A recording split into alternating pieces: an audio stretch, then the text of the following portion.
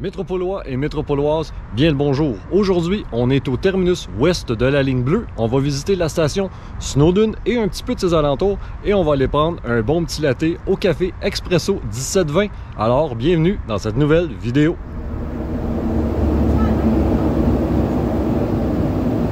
Station Snowdon. Ouverture des portes de l'autre côté.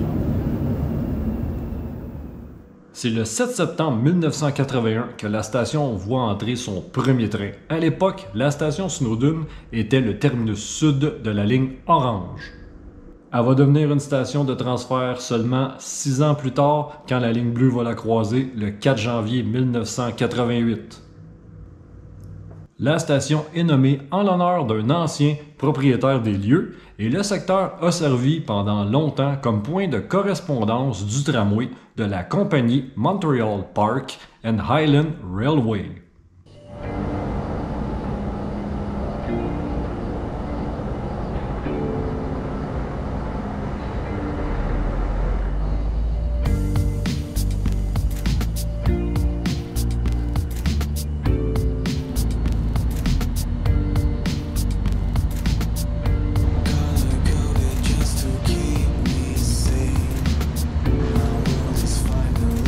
Les murales en verre trempé de l'artiste Claude Guité avaient été lourdement endommagées par les graffitis.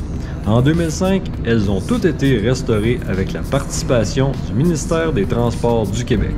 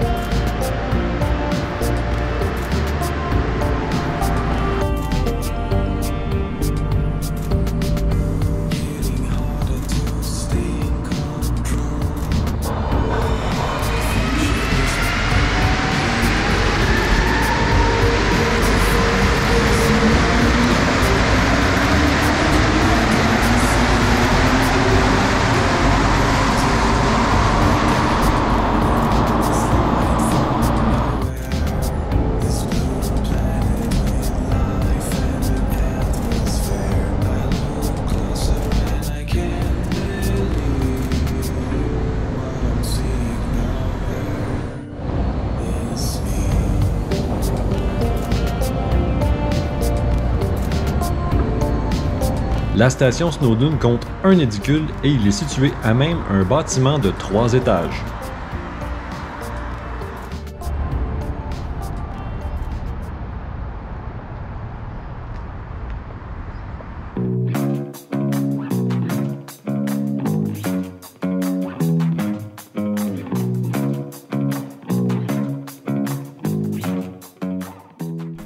Au cours des années 60, le secteur subit un énorme changement avec la construction de l'autoroute des Carrés, une voie rapide qui est conçue majoritairement en tranchée pour réduire la congestion automobile qui était déjà très importante à l'époque. Et en même temps, améliorer la circulation nord-sud sur l'île et offrir une alternative aux routes locales. L'autoroute des Carrés joue un rôle important dans le transport des personnes, mais aussi le transport des marchandises. Comme disait l'ancien maire de Montréal, Jean Drapeau, « Il en est de la circulation dans une grande ville comme de la circulation du sang dans le corps humain. Si les artères ne permettent pas une libre circulation, il peut en résulter pour Montréal une congestion économique très regrettable. »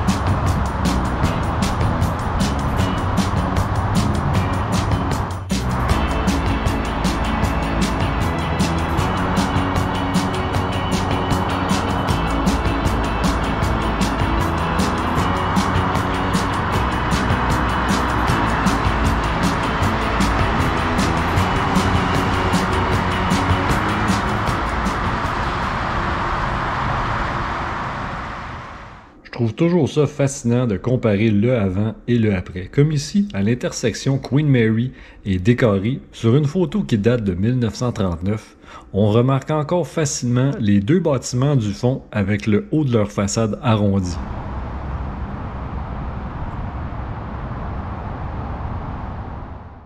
On ne peut pas en dire autant de l'intersection Décarie et Van Horn, où là il n'y a plus aucune trace du passé, le coin est méconnaissable. Puis quand on regarde des photos d'avant et après la construction de l'autoroute Décarie, on aperçoit un lieu dont le panneau dépasse pas mal toutes les autres. C'est le théâtre Snowdon, un ancien théâtre qui a ouvert ses portes en 1936. Conçu par un certain Emmanuel Briffat, le théâtre était un joyau d'architecture art déco.